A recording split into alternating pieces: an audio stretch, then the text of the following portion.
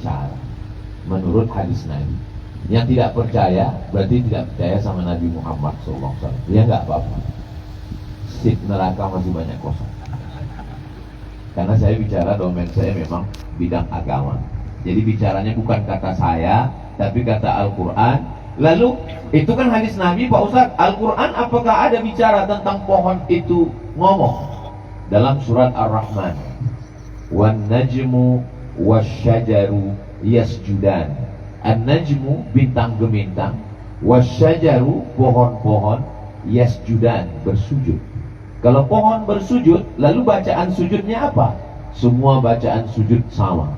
Subhana, maha suci Tuhan, maha suci Allah. Al-Quran mengatakan pohon bicara, dia bertasbih. Dan hadis juga mengatakan bahwa pohon bicara. Jadi kalau kita punya pemahaman yang sama bahwa pohon berbicara, kita tidak akan menghabisi mereka. Kenapa? Karena sesama makhluk yang memuji Tuhan, dia tidak akan saling menghabis. Tapi kalau kita menganggap dia adalah benda mati, dia bukan apa-apa dan bukan siapa-siapa, lalu kita meluluh lantakkan dan menghabisi dia. Oh iya, saya juga menanam pohon Pak Ustadz. Yang saya tebang itu kan pohon, lalu kemudian saya ganti dengan pohon yang baru. Pohon yang lama itu yang menanamnya Allah, Tuhan yang menanamnya. Dengan cara apa? Benihnya diterbangkan oleh burung, lalu burung menjatuhkan benihnya ke tanah. Allah yang menurunkan hujan, lalu dia tumbuh diameter batangnya bisa sampai 1 meter, 2 meter, pohon raksasa besar. Lalu kemudian datang makhluk yang tidak bertasbih, dia hanya membawa sinsu, lalu memotong, dan yang tradisional membawa kampak. Ketika pemotong hutan itu membawa kampak memotong batang pohon kayu yang lain berbicara, berbisik. Apa kata mereka? Gagangnya dari kita. Pepatah dari Turki. Ketika pembala hutan menghantamkan kampak itu ke batang kayu, kayu-kayu di dalam hutan itu berbisik. Apa kata mereka? Gagangnya dari kita. Karena gagangnya dari kayu. Kalau gagangnya dari besi, maka tangan akan patah, akan cepat lecet. Begitulah mereka berbicara. Tapi mereka tidak bisa datang ke kantor gubernur untuk unjuk rasa. Mereka tidak datang ke kantor perlindungan pohon. Mereka hanya berbisik kepada wali-wali Allah. Kalau Tuhan menanam cemara, jangan ditanam di tepi kubis. Kalau mikrofon sudah berubah suara, itu tanda waktu sudah mau habis. Tapi saya tidak akan berhenti sebelum habis 15 menit. Karena tadi saya lihat Mahroki 15, maka saya 15 juga, biar supaya adil. Kata Allah, i'dilu, bersikap adillah kamu, huwa aqrabu littaqwa, karena adil itu mendekatkan kepada Tuhan. Jadi kalau kita mau adil, kalau kita sayang kepada istri karena istri bertasbih, maka sayang jugalah ke pohon-pohon karena pohon-pohon juga bertasbih. Bedanya apa antara pohon yang ditanam Tuhan dengan kita yang menanam? Pohon-pohon di hutan itu tasbihnya subhanallah, subhanallah. Tapi kalau yang kita paksakan menanamnya dengan tidak keikhlasan, sawit-sawit itu bertasbih juga. Bunyi tasbihnya pupuk, pupuk. Itu maka harga pupuk naik. Ustadz macam nggak punya pohon sawit aja. Saya punya, sebatang 2 batang ada. Kalau gitu Ustadz juga membantai hutan. Nenek moyang kita juga memotong pohon kayu, tapi ada tujuannya. Untuk apa? Untuk makan, untuk anak sekolah. Yang mau kita bahas ini bukan kita menyalahkan warga masyarakat nenek moyang yang memotong kayu, menanam 2-3 batang untuk anak sekolah, bukan itu. Tapi pembalakan liar menghancurkan hutan. Hutan Tesonilo, hutan Bukit 30, hancur. Lalu kemudian pohon-pohon ini bertasbih, berdoa kepada Allah. Akhirnya Allah mengabulkan doa mereka. Lalu kemudian naiklah seorang presiden yang peduli kepada hutan. Lalu kemudian turunlah satgas-satgas sekarang yang mudah-mudahan bisa mengembalikan lagi hutan-hutan Riau sehingga tumbuh lagi tanaman-tanaman. Dulu datuk nenek moyang kita berkata, ini Meranti. Memang betul-betul Meranti, pohon Meranti. Sekarang Meranti sudah menjadi Kabupaten Merbau Rangsang Tebing Tinggi. Dulu kalau nenek moyang ayah datuk kita berkata, itu pohon sialang, tumbuh di tengah hutan dan di atasnya ada sarang lebah, sarang tawon, madunya turun. Memang betul-betul sialang. Sekarang kalau kita tunjuk sialang, tempat para pemotong hutan, sialang bungkuk namanya. Tempat LP Bang Rum. Dulu di Pustaka Suman HS, gedung tinggi di samping Kaharudin Nasution Jalan Sudirman itu, pernah ada sarang lebah besar sekali. Kenapa dia bersarang di situ? Ada dua kemungkinan. Yang pertama, mungkin dia menyangka itu adalah pohon sialang dan pohon tualang. Yang kedua, alhamdulillah dia memilih Suman HS. Kalau dia pilih rumah kita, begitulah, mereka tidak bisa dimusnahkan. Alhamdulillah, setelah Allah kabulkan doa, pohon-pohon ini meminta ada penguasa ulil amri yang punya jabatan yang bisa melindungi dia, yang akan mengembalikan lagi hutan Bukit 30, mengembalikan lagi hutan Tesonilo. Lalu kemudian alhamdulillah dihadirkan Allah Bapak Heri Heriawan, polisi yang ngurus pohon kayu. Selama ini kan mengurus STNK. Ngapain dia ngurus pokok kayu? Dia pun ngomong itu karena dia nggak ada pagi ini. Tapi dia mengirim WA tadi karena satu acara yang amat sangat penting. Kehadiran Bapak Waka bersama kita, bersama saudara-saudara kita. Beliau ingin menunjukkan makna hijrah yang sesungguhnya. Alhamdulillah Pak Ustadz, Bapak polisi kami sudah hijrah. Di mana dia sekarang? Dia berzikir dan membaca Quran di masjid. Bukan itu hijrah. Hijrah itu bukan begitu. Karena baca Quran dan berzikir adalah perbuatan siapapun. Siapapun bisa berzikir baca Quran. Polisi kalau dia bertaubat kembali ke jalan Allah adalah selamatkan kita. Begitu caranya. Khiyarukum fil jahiliyah, khiyarukum fil Islam. Kalau dulu kamu sebelum masuk Islam, kamu sebelum bertobat, kamu adalah orang pilihan, maka setelah kamu bertobat juga menjadi orang pilihan untuk menjaga alam. Jadi taubat yang sesungguhnya itu begitu. Sekarang banyak orang bertobat setelah ditanya, kemana Bapak anu bisnismen dulu? Dia udah tobat Pak Ustaz, sekarang di masjid nunggu mati, nggak mati-mati. Bukan begitu. Kalau kita tobat, kita jaga alam. Kalau kita tobat, kita jaga semesta. Jadi beliau sedang meluruskan pemahaman taubat, pemahaman kembali ke jalan Tuhan. Bukan hanya sekedar berlama-lama di masjid berzikir baca Quran. Karena berzikir di masjid, berzikir sendiri. Tapi berzikir melestarikan alam, kita sedang menghidupkan makhluk-makhluk yang bertasbih. Pohon-pohon kayu ini bertasbih, meminta kepada Allah bagaimana supaya Bang Rocky Gerung sampai kemari, Pak Kapolda sampai kemari, Pak Waka sampai kemari. Tentu saja ulil amri Bumi Lancang Kuning, Pak Abdul Wahid datang kemari, Pak Bupati Kampar datang kemari, Ibu Bupati Siak bisa datang kemari. Bagaimana caranya? 5 tahun yang lalu Bang Rocky, kami naik perahu 2 jam dari sini sampai ke kampung namanya Aur Kuning. Jalannya dari sini, sungai ini ya. Ini dari sungai ini terus, yang ini belum ada. Dari sini 2 jam lagi sampai ke kampung namanya Aur Kuning. Karena kita punya program dakwah pedalaman. Ini dulu adalah pohon karet di sini. Lalu apa yang terjadi? Terjadi banjir bandang. Akhirnya sungai yang lama menjadi kecil, muncul sungai yang baru, dan di tengah ini menjadi pulau, tempat yang indah, tempat orang camping. Ternyata makhluk-makhluk pohon-pohon ini bertasbih, walaupun tidak banyak lagi tasbihnya. Mereka berdoa meminta kepada Allah Ta'ala. Allah yang menyiapkan jalannya. Akhirnya ini tempat camping, tempat orang berdatangan. sampailah Bang Rocky Gerung, sampailah Pak Kapolda. Artinya, kalaupun kita tidak berbuat, yang ragu-ragu tepuk tangan, tak usah. Kalaupun kita tidak berbuat, kita tidak buat. Pak Gubernur, Pak Bupati, Pak Kapolda, Pak Wakapolda bisa menyiapkan kemah, bisa menyiapkan pentas.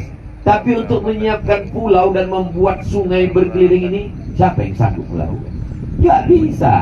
Ini Allah yang melakukan. Kenapa? Karena Allah ingin mendatangkan kita kemari. Kalau tidak cantik begini, kita nggak datang sih.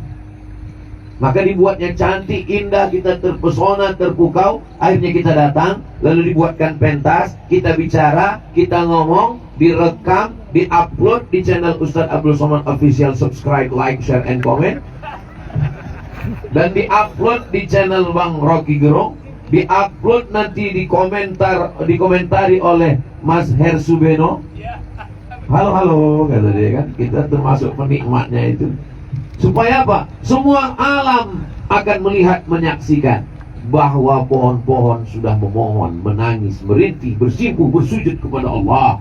Lalu kemudian kita pun datang berduyun-duyun kemari. Kalau orang datang ke Makkah, ya ada Ka'bah, ada Sofa, ada Marwah, dan tentu saja ada belanja di sana. Tapi orang datang kemari, apa yang dia tengok? Saya tadi dari kemah jam 4 tadi bangun, turun jam 4 bangun mau ke toilet. Saya tengok antriannya macam toilet di Padang Arafah, panjang. Akhirnya saya turun ke bawah. Belum ada apa-apa. Takut pula saya dilarikan buaya. Tapi sesama buaya kan tidak mungkin saling mengganggu. Habis itu saya naik ke atas menuju musola. Lama saya berpikir, ngapain orang ini datang banyak kemari? Apa nih tengok? Cik kobau, kayak kerbau. Ternyata tidak. Mereka diundang oleh Allah Subhanahu wa ta'ala. Yang mengundang kita datang kemari, nampaknya zahirnya adalah gubernur dalam rangka hari ulang tahun yang ke-79 Bayangkara, dalam rangka hari dunia, hari alam. Tapi sebenarnya yang menggerakkan hati di dalam badan, di dalam fisik, dalam tubuh kita ini ada jantung, tempat bersemayamnya cahaya percikan Allah, percikan cahaya Allah SWT. Lalu ketika hati itu sudah bertaut, sudah bersama, maka sulit untuk dipisahkan. Saya entah kenapa kalau dekat Bang Rocky ini bawaannya romantis aja. Berada di tepi sungai Sebayang bersama dengan teman dan kawan. Kalau sudah hati saling sayang, susah untuk dipisahkan. Masya Allah, tabarakallah. So sweet. Tapi yang dimuliakan Allah Subhanahu wa ta'ala, sampai akhirnya seorang ulama tasawuf, dia bingung untuk mencari solusi. Apalah solusi masalah ini? Akhirnya dia sholat tahajud di depan jendela. Jendelanya terbuka. Dia biasa lebih khusyuk sholat di depan jendela itu karena dia merasakan ada, tidak terkurung di dalam besi, kayu, dan batu. Dia bisa bebas melihat alam.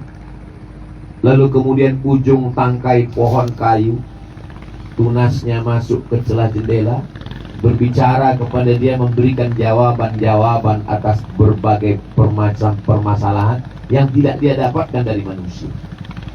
Oh, saya nggak percaya tuh Pak Ustadz, masa iya ada orang yang bisa memahami? Kalau Nabi yang bisa mendengar pohon kayu bertasbih, ya. Tapi dia kan bukan Nabi. Ya, dia bukan Nabi, tapi dia pewaris para Nabi. Al-ulama warasatul anbiya. Oh, kalau begitu Ustaz Somad juga bisa mendengar pohon ini berkata. Saya mungkin dijaga Allah untuk tidak mendengar pohon itu berkata. Karena kalau saya mendengar pohon itu berkata, saya tidak sanggup untuk menyuarakannya. Dan habis itu saya ngomong dan orang mengatakan, udah agak gila Ustaz itu sekarang. Jadi biarlah kita percaya kepada Quran, percaya kepada Nabi, percaya kepada ulama tanpa harus mengaku. Tapi kata Imam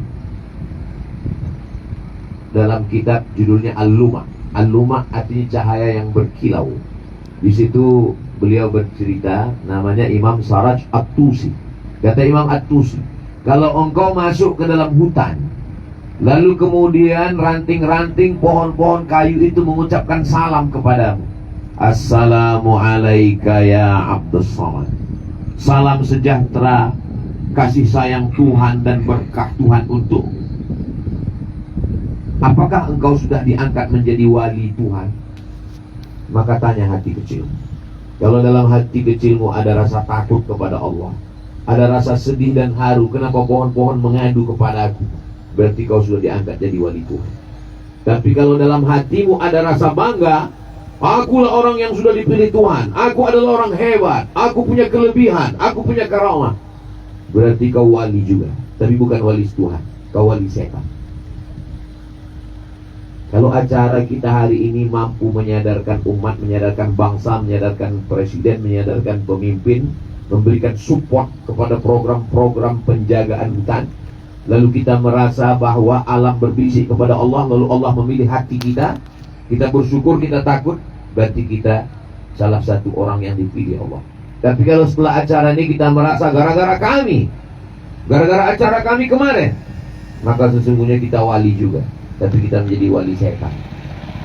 Dan pada akhirnya kita akan menjadi kesetanan. Kalau kita sudah kesetanan, setan-setan pun berhenti menggoda kita. Karena kata setan, sesama setan dilarang saling menggoda. Kenapa orang membalak, menghantam hutan? Karena ingin cari uang. Uang yang sudah cukup tidak pernah berhenti. Bukan, itu orang yang menghabisi hutan lindung bukan untuk makan. Itu cukong-cukong. Tapi yang dipakai jadi bempernya di depan adalah masyarakat. 10 hektar, 2 hektar untuk masyarakat, 8 untuk dia. Lalu dia kirim orang banyak, orang ramai. Lalu kemudian apa yang terjadi? Duit yang banyak, miliaran, triliunan itu untuk apa? Untuk istri. Istri pun tidak bisa dinikmati karena sudah dinikmati supir. Dia pun tidak bisa untuk tidur sama istrinya. Kenapa? Karena dia kena diabetes mellitus. Sudah kena penyakit gula. Anak disekolahkan ke Amerika, ke Eropa, anak pun tidak berhasil kuliah. Kenapa? Duit itu juga dipakai untuk narkoba, untuk macam-macam, habis. Kenikmatan terindah melihat istri dan anak. Istri digarap orang lain, anak pun tidak membahagiakan. Lalu kemudian duit itu untuk apa? Untuk makan. Pergi ke rumah makan, semua sudah ada. Kepiting ada, kambing ada, cumi ada, tapi satu pun tidak bisa dinikmati. Ketika mau makan kepiting, kolesterol. Ketika mau makan kambing, darah tinggi, gak banyak yang ngaku. Ketika mau minum teh manis, diabetes mellitus. Itulah maka tidak ada teh manis pagi. Karena kita menjaga diri kita. Jangan minum kopi pahit, karena hidup sudah pahit. Akhirnya hanya waktu yang bisa memisahkan kita. Ini hanya pengantar dialog pagi ini. Jangan kemana-mana, kita lanjutkan setelah yang satu ini. Masya Allah, dua jalur. Pertama, bagaimana Puro kita menjelaskan tentang alam, bahwa jadi sebenarnya komunikasi alam, tapi kita sebagai manusia yang tak bisa menangkap apa bahasa yang disampaikan oleh tumbuh-tumbuhan. Dan Tuan Guru tadi menjelaskan bahwa tumbuh-tumbuhan itu juga bertasbih, artinya juga bisa bersuara, tetapi kita lagi yang tak mampu untuk menangkap apa yang mereka sampaikan. Nah, karena sekarang ada fenomena yang sangat besar yang terjadi di Riau ini, dalam kaitan bagaimana menata kembali alam hutan di Riau ini, dan yang sekarang yang ditunjuk di Riau menjadi ketua untuk menyelesaikan persoalannya itu Pak Gubernur, maka karena di sini juga ada kamera, ada HGS official juga ya, ada Ustaz Abdul Somad official, dan kita ingin mendengarkan apa sebenarnya yang terjadi hari ini dan apa yang akan dilakukan ke depan untuk menata alam Riau ini. Kepada Pak Gubernur dipersilakan.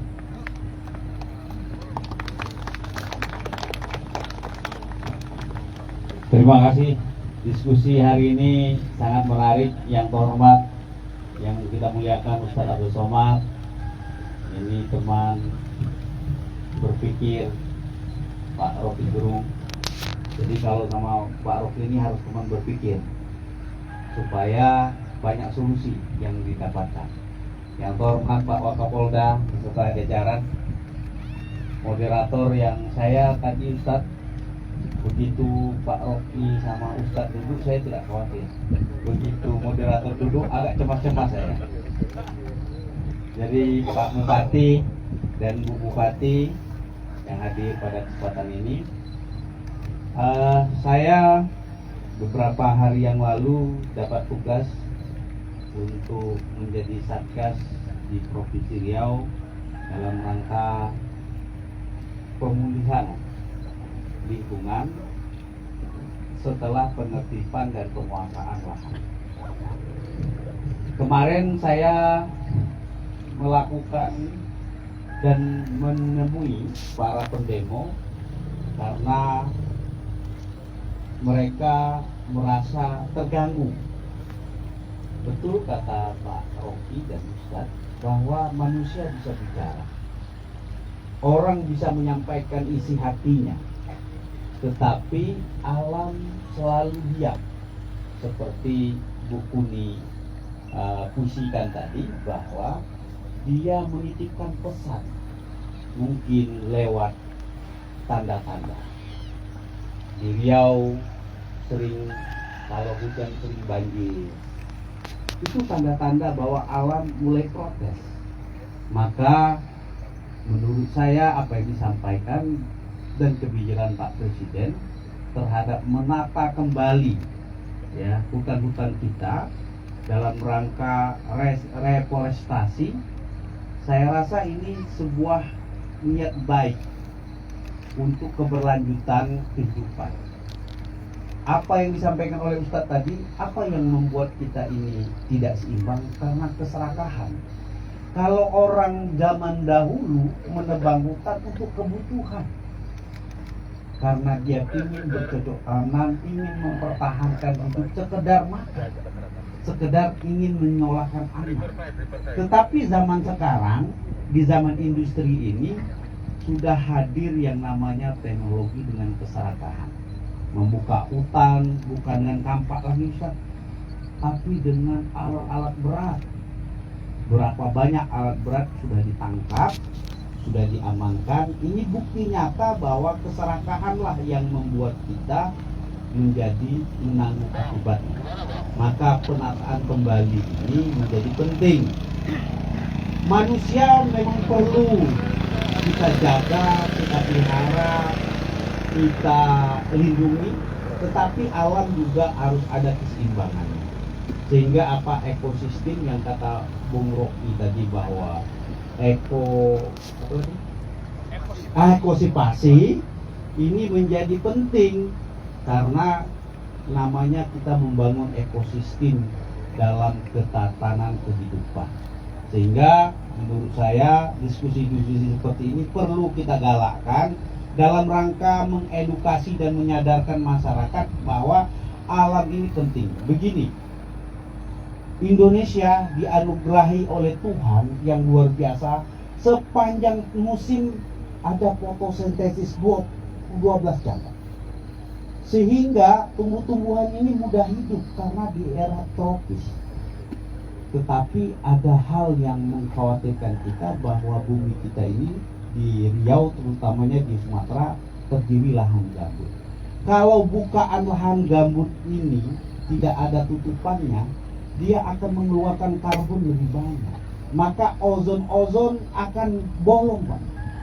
Nah, siapa yang menutup ini? Inilah yang namanya oksigen yang dikeluarkan dari tumbuhan. Maka menata kembali hutan-hutan lindung kita, kawasan marga satwa, selain menjaga alam yang namanya ekosistem ini, juga kita menjaga keberlangsungan hidup kita. Jadi sudah tepat Pak Presiden melalui kebijakan Satgas hari ini untuk menata kembali sistem perhutanan kita dan alam kita. Saya rasa itu Pak Henry atas komentar saya, dan saya terima kasih atas dua tokoh hari ini yang bisa duduk sambil menikmati walaupun sudah mulai gundul ya, tetapi masih bisa kita jaga bersama-sama. Terima kasih. Assalamualaikum warahmatullahi wabarakatuh. Waalaikumsalam warahmatullahi wabarakatuh. ini juga sebagai wakil dari apa yang kemarin menjadi perbincangan-perbincangan di tingkat nasional dalam menata hutan Riau. Sekarang kita beri kesempatan kepada masyarakat untuk bertanya. Di sini ada juga Bapak Bupati Kampar, ada Ibu Bupati Siak. Ya, yang ingin bertanya, banyaknya. 1, 2, 3. Ini pertanyaan jangan salah ya. Pertanyaan kaitan alam, bagaimana kita merawatnya, bagaimana menjadi hijau lagi hutan di Riau ini. Yang di belakang dulu tadi berdiri, karena itu berdua, jadi bersepakat aja. Titip pertanyaan aja, ya dipersilakan yang kacamata putih lah. Ya. Jadi abang kalau ada pertanyaan titip aja biar dia sampaikan. Silakan sebut nama. Assalamualaikum warahmatullahi wabarakatuh. Nama saya Fikri. Saya udah nyiapin pertanyaannya sehari.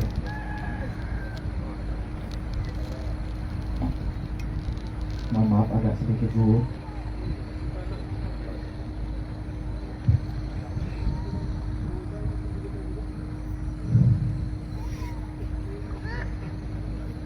Pertanyaannya, sebelumnya saya ingin mengucapkan juga kepada Pak Ustadz telah menyuarakan hak-hak untuk menjaga pentingnya menjaga alam, terutama seperti apa yang terjadi di Raja Ampat kemarin. Karena di masyarakat adat menjaga alam itu adalah sama halnya menjaga harga diri. Ya, langsung ke pertanyaan aja. Pertanyaannya Pak, narasi yang dibangun sekarang ini kan sepertinya lebih diarahkan kepada jangan takut, jangan mau diadu domba oleh asing. Nah, yang ingin saya pertanyakan, terutama kepada Pak Rocky Gerung, saya teringat dengan seorang falsafah Hannah Arendt. Benarkah asing itu yang harusnya kita takutkan? Atau justru kita ini digiring atau ditakuti bahwa arah narasi itu sepertinya bias. Sebenarnya ketakutan yang dibuat itu apakah benar adanya atau hanya diarahkan saja? Oke, makasih. Sudah dapat ditangkap. Karena yang diarahkan selalu ketakutan kepada asing-asing. Benar atau enggak? Itu hanya kita. Makasih. Sekali Bang, yang sebelah kanan Bang. Jadi setelah itu langsung jawab dulu ya. Terima kasih. Perkenalkan, nama saya Agus Pardosi. Saya dari Mandala Foundation. Ingin bertanya terhadap Bung Rocky. Bung Rocky pernah mengatakan sebuah narasi yang dari Sir Arthur Conan Doyle, it's elementary John. Okay. Dalam penegakan hukum, ya, kita sudah punya undang-undang kehutanan sejak tahun 99, kemudian ada undang-undang perusahaan hutan tahun 2013. Terkait fenomena Taman Nasional Tesonilo ini sudah berlangsung hampir 2 dekade. Mulai rusaknya itu sudah 2 dekade. Nah, pertanyaan saya kepada Bung Rocky, termasuk kepada mohon izin kalau bisa dari Tuan Guru Ustadz Abdul Somad, apa yang menyebabkan lambatnya penegakan hukum? Kenapa harus timbul konflik berkelanjutan? Kita tidak tahu. Taman Tesonilo ini kalau dari kami pandangan aktivis hukum, aktivis lingkungan, ini merupakan sebuah perjudian. Kalau misalnya negara tidak bisa menguasai atau memulihkan kembali fungsi hutan di TNTN, bagaimana dengan hutan yang lainnya? Pasti nanti akan bergeser pada masyarakat, negara aja tidak bisa menguasai itu. Kenapa kami tidak merambah yang tidak kebagian? Itu mungkin pandangan dari kami. Terima kasih. Langsung Bung untuk menjelaskan. Pertanyaan panjang, dalam, dan lebar. Coba kita bikin semacam refleksi tentang kapan isu lingkungan ini muncul jadi bahan perdebatan hukum, perdebatan filosofi, perdebatan politik, perdebatan bisnis. Indonesia, kata kuncinya sekarang soal ekstradiminasi adalah hilirisasi, benar kan? Ini teman dari mana? Mandala ya. Mandala itu artinya lapangan, medan.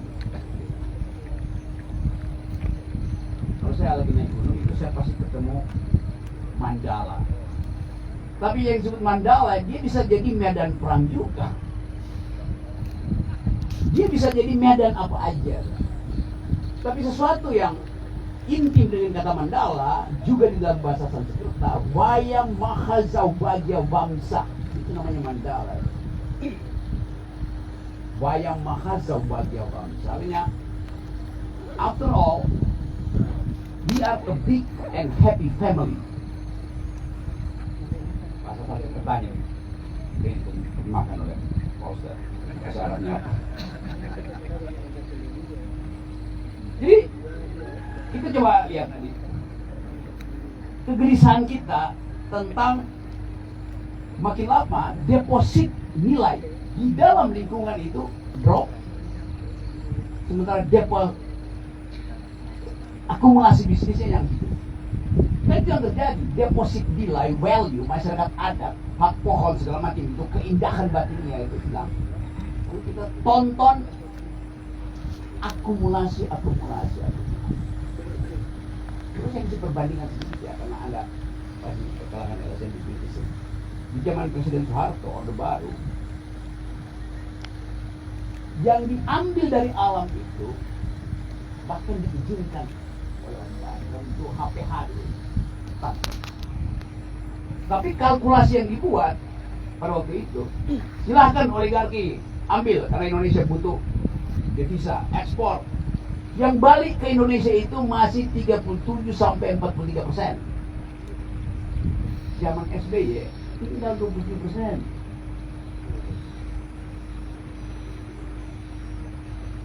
Zaman Jokowi tinggal 6%.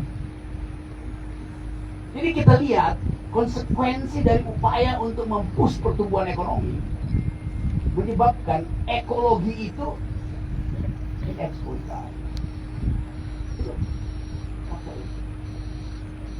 Nah, kita mau coba lihat apa yang bisa kita lakukan hari ini di dalam kondisi tekanan hidup rakyat yang daya belinya kurang. Waktu saya naik ke Gunung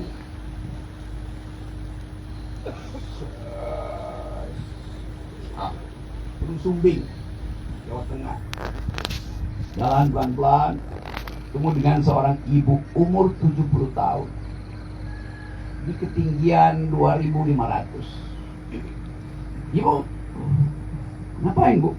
Nyari kayu bakar. Kenapa nggak di ketinggian 1.000, ketinggian 700? Itu yang kami ambil tadi pagi bu, kemarin sore, Pak Rocky. Minggu lalu kami masih di 700 meter. Sekarang kami naik cari kayu bakar nih 1.000 meter. Sekarang kita naik. Jadi dia udah ambil bahan untuk bakar, untuk memasak itu. Makin lama makin ke atas karena tuntutan ekonomi. Ini dilemanya ada di situ. Dia tidak ingin merusak hutan. Seandainya ada kayu bakar di ketinggian 500, tapi udah habis. Karena semuanya perlu kayu bakar. Jadi negara tidak mensuplai kebutuhan dasar dari ibu. Dia nggak perlu beras, dia perlu bahan bakar. Energi itu adalah kebutuhan dasar untuk hidup kita. Dan energi itu dikuasai hanya oleh segelintir orang yang tidak ada di hilir tapi adanya di hulu. Karena itu kita mau baca apa yang hilirisasi. Ya, energi yang tiba di hilir itu bersih, oke. Dikasih nilai tambah, oke. Diekspor, oke. Tapi pertanyaan, waktu saya ada saya kasih kuliah di Warsawa, di Polandia. 2 anak Indonesia angkat tangan. Pak Rocky, kami, dia cerita ke saya, diskusi dengan teman-teman satu Eropa, anak-anak muda itu, dan menganggap bahwa teori hilirisasi itu teori yang palsu. Kenapa? Sudah mulai curiga, saya tahu jalan pikirannya. Jadi bagi mereka problemnya bukan yang dihilir energi bersih dikasih nilai tambah diekspor, tapi Tetapi problemnya ada di hulu, yaitu apakah penguasaan izin-izin tambang di hulu itu demokratis apa tidak?